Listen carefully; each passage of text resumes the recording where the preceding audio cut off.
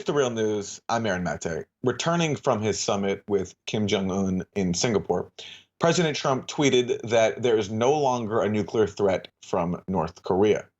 Now, that is premature, as negotiations between the U.S. and North Korea have just begun. But the summit is a step forward. The leaders of the U.S. North Korea met for the first time, and Trump even pledged to halt war games on the Korean peninsula. I want to get our soldiers out. I want to bring our soldiers back home. We have right now 32,000 soldiers in South Korea. And I'd like to be able to bring them back home, but that's not part of the equation right now. At some point, I hope it will be, but not right now. We will be stopping the war games, which will save us a tremendous amount of money, unless and until we see that the future negotiation is not going along like it should. But we'll be saving a tremendous amount of money. Plus, I think it's very provocative. Now, one of the countries voicing skepticism of Trump's commitment to peace in Korea is Iran, which, based on its recent experience with the nuclear deal and Trump, has warned Kim not to get his hopes up. And Iran's concerns raise another question. Even if there is an eventual deal with North Korea, could Trump and the right-wing hawks around him use that triumph as a cover for a war against Tehran? Well, joining me to discuss is Paul Jay, senior editor here at The Real News. All right, Paul, so interesting dynamics going on around this Trump-Kim summit. You have partisan Democrats and liberals here in the U.S. Voicing alarm at the sight of Kim being treated as an equal, and at Trump raising the prospect of withdrawing U.S. troops and even halting war games. But at the same time, also, not much attention is being paid to maybe possible ulterior motives by Trump and his people, and how this summit could be used for their agenda, including in Iran. And this is a point that you raised to me earlier this week. And I'm wondering if you could expand on your thoughts on this issue, is what you think Trump and his people might be up to here. Well, I think you can't judge what's going on in North Korea without putting it into the overall strategy of both U.S. foreign policy in general, and then particular this clique that's in charge of the White House right now. And if you want to understand the overall strategy, one only needs to go back to the document in the late 1990s, I think it was 98. There was an organization created of which John Bolton, the current National Security Advisor, was one of the people that helped create this document called A Project for a New American Century. And people like Wolfowitz and Rumsfeld and Cheney were all part of this vision, and we saw how this vision got executed during the Bush administration. And that's essentially a vision that after the collapse of the Soviet Union, the United States is now a single superpower. The world is a single superpower world and should stay that way. And number two, the United States should use its military power to reshape the world as it would like it to be, most specifically regime changes in various countries, which include Syria, and I believe it included Libya, and of course the big target was Iran. The current cabal, which I include Trump in, is very focused on Iran. It's the single issue that was really different from the Obama administration, where the Obama administration saw that it was worth reaching a compromise with Iran on the nuclear issue and accepting that Iran is a regional power. Even in the debates, the primary debates, when Obama was there, and in the vice presidential debates, Biden, they both talked about you need to accept that Iran is now a real regional power, and that's how life is. Well, this group around Trump and the people they represent do not want to accept Iran as a regional power, and that, of course, includes Saudi Arabia and Netanyahu's Israel. They want to weaken Iran as much as possible, so that if nothing else, it's a weak regional power. And they are very open about the fact that they would much prefer regime change. And how you get to regime change in Iran is you try to destabilize the place. You try to have sectarian warfare in Iran. You try to create an Iraq out of Iran internally. I don't think at this point they're talking about troops in Iran. But the people around Trump, especially John Bolton and Pompeo, but especially Bolton, who knows what they're thinking, because who would have imagined invading Iraq? But John Bolton was one of the architects of that. John Bolton is a war criminal. I say that in every sense of the word. John Bolton helped fabricate, knowingly fabricate, evidence of weapons of mass destruction in Iraq, excuse me, in order to instigate a war that led to the deaths of at least 1 million civilians, millions of refugees, and the more or less destruction of the country. John Bolton has suggested the same thing for North Korea. He was certainly very much in favor of destroying Libya. And he's very much for regime change in Iran. So now look at the issue of Korea and all this. Well, one of the, excuse me, one of the points of that Project for New American Century document was that the American people have war fatigue after Vietnam. It's very hard to launch military adventures when the American people have had enough of this stuff.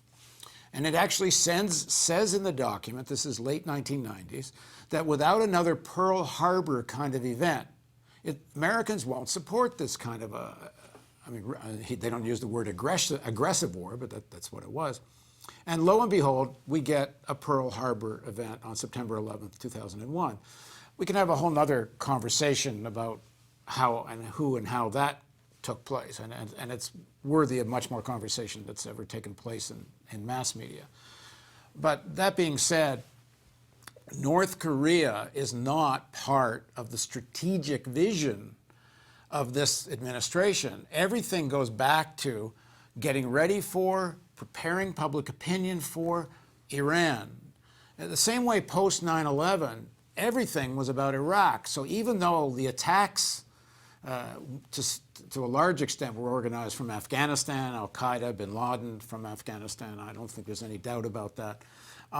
The war in Afghanistan, and the chase for bin Laden was very secondary, and it was even half-hearted, because we know from all kinds of books and articles and people from the administration that have said so, it was always about invading Iraq. Well, now it's all about Iran. And so, of course, it's not another 9/11 event. What this is a big propaganda event.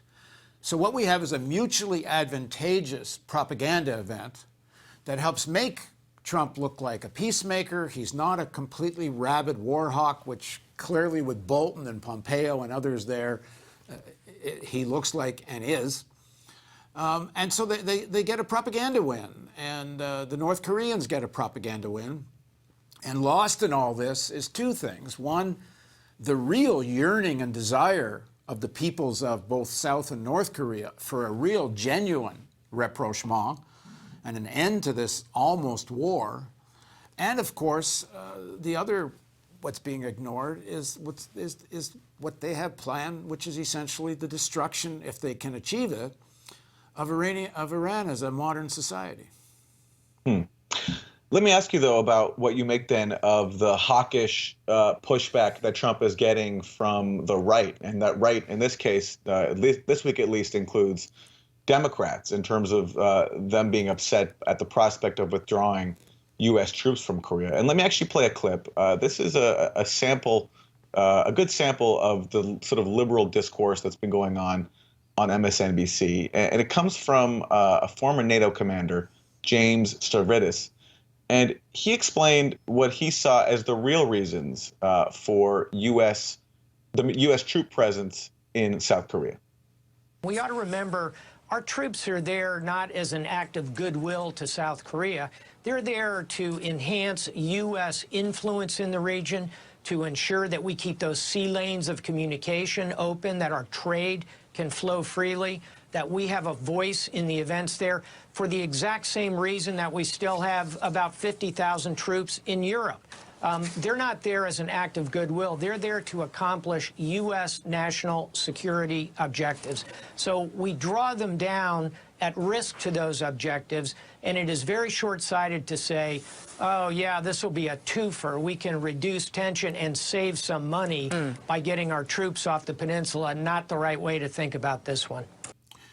That's former NATO commander James Stavridis speaking to MSNBC. And I should clarify, that wasn't actually a great sample of liberal opinion, because he actually was honest there, Paul. He's saying that we're not there in South Korea for goodwill. We're there so we can have influence and have a voice and keep sea lanes open for our own goods. So I'm wondering your thoughts on what he's saying there, and the overall reaction of liberal hawks when it comes to the prospect of reducing the U.S. military presence in South Korea. Well, first of all, I agree with you. I think what he said is a more or less honest appraisal of why troops are actually in South Korea and Europe, for that matter. It is for the geopolitical strategic objectives of traditional U.S. foreign policy and how they see that Brzezinskian chessboard playing out. And of course, in South Korea, it's all about China. And so, to have so many troops so near China is not something Pentagon and traditional foreign policy people are at all interested in.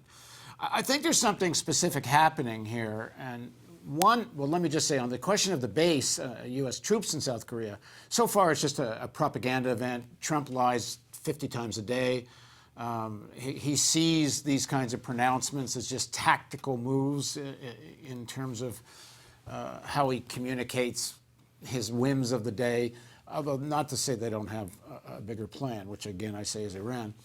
But it doesn't mean anything that he can make a promise that someday they'll take these troops out. It's dangling something as the great negotiator. But there is something going on that's a little specific about Trump.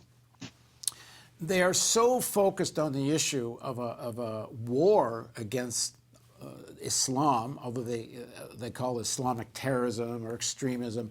It's truthfully not at all a war against Islam, really, because if it was, they couldn't be so allied with Saudi Arabia.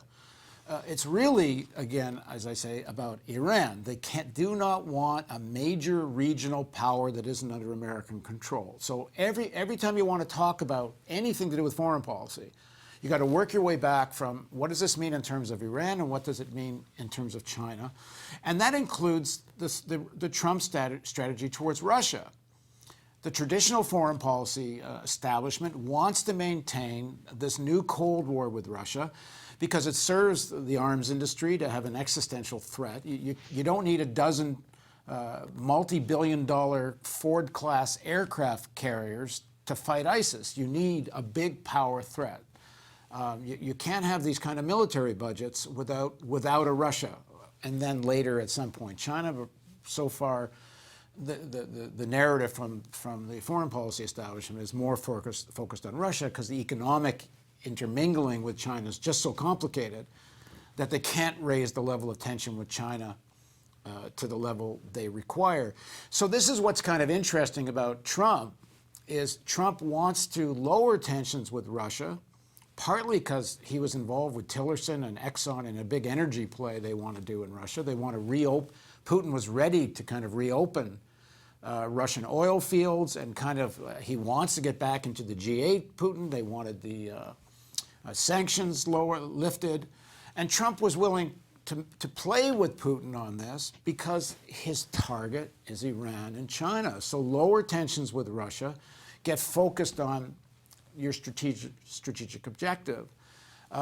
This does not play well with the traditional foreign policy establishment, the neocons who are very linked to the arms industry, and then the Democrats, many of whom themselves are up to their eyeballs with the arms industry themselves, and they see partisan advantage because there's so many decades of Cold War anti-Russian rhetoric. They can play that card to see if they can wound Trump electorally. This is why I think you see Rachel Maddow going on and on and on about Russiagate and Russia this and Russia that. Because, well, first of all, it's a ratings win. Look at how MSNBC is doing. Fox throws red meat to their base, and now MSNBC is throwing red meat to people that hate Trump. Paul, speaking of which, let me play for you a clip from Rachel Maddow just last night, connecting the North Korea issue to Russia. Russia has just this tiny little border, 11-mile-long border with North Korea, with one crossing on a train. And they've got a troubled and varied history over the decades with that country. But Russia is also increasingly straining at its borders right now and shoving back U.S. and Western influence, especially U.S. and Western military presence, anywhere near what it considers to be its own geopolitical interests. And one of the things that they have started to loudly insist on is that the U.S. drop those joint military exercises with South Korea. The U.S. has kept those going as a pillar of U.S. national security strategy for, 70 years now. Until last night, when Trump casually announced that that's over now, he's doing away with those, blindsided everybody involved, and gave North Korea something they desperately want and would do almost anything for, except he gave it to them for free. How come? Paul, so there you go. You have the top liberal cable news host not just lamenting the possible end of U.S. military exercises on the Korean Peninsula, which he says have been going on for 70 years, since, by the way, the U.S. basically destroyed most of North Korea, but then also putting the blame for that development by Trump on Russia. I hadn't seen that clip, and honestly, it's astounding to me. I have seen how Rachel Maddow who will say anything to try to get on this anti-Russia bandwagon, but to go so far as to call this massive troop buildup a pillar of in South Korea, a pillar of national security? How does this defend the borders of America to have thousands of troops extending American power into Asia? That's not national security. That's empire. That's trying to control the world. That's trying to have your influence to try to dominate Asia and not allow China, which is, again, a regional power, not a global power. But the United States doesn't even want obvious regional powers to emerge. And she calls that national security? Why? North Korea is a threat to the United States? I mean, it's ridiculous. Even the intercontinental ballistic missiles are obviously there for defensive purposes, at the very least for negotiating, at the most for negotiating purposes. I mean, to throw a few missiles America's way, I mean, what's the answer? It's the end of North Korea. I mean, it's ridiculous to consider it a threat. So what is the real threat? What, China? This is the thinking of neoconservatives. It's the thinking of the Project for New American Century. Rachel Maddow would be at home in the Cheney-Bush administration. But it's all about partisan advantage. Because, she'll critique Bush-Cheney over the Iraq War. Actually, I don't know where she was in the build-up to the Iraq War. I actually don't know what side of it she was on. But she opposed it. She opposed it back then. But yeah, that's what I guess. It speaks to it speaks to where we are now. Yeah, it's just partisan advantage. It's ratings, and it's horrible because it's getting people's eye off the real threats. Which is, look at what Trump said when he went to the CIA just a few weeks after he's inaugurated. He goes to the CIA, makes a public speech, and we have it on the Real News. We did it more than once. We've reported on this. And he says to the CIA, which at time he had some conflict with, this is his kiss and make up meeting. He says, you guys, number one, are going to be able to, quote, fight without restraint. That means don't worry about killing civilians. And two, he says, I'm quoting almost verbatim, I always said we should have grabbed the oil in Iraq and he laughs, I think you guys are going to have a second chance. So the idea of stabilizing, weakening Iran, perhaps even going after the oil in Iraq, which is the greatest source of light crude in the world right now that isn't being exploited anywhere near to the extent it could be. The reshaping of the Middle East, the regime changes they want. I mean, this is where what you got to be looking at. We can't get, what is a con man? A con man is a magician, which is look over here, look over here, look over here, because over here is where the real thing's happening. And everyone's either playing along with this Trump game, or even worse, what Rachel Maddow and with a kind of liberal mask is actually pushing a John Bolton kind of hawkishness about Russia. Paul Jay, senior editor of The Real News, thanks very much. Anytime. And by the way, we are launching our summer fundraising drive. We cannot do this content without you, our viewers. So please go to our website, therealnews.com, to support us. Thank you for joining us on The Real News.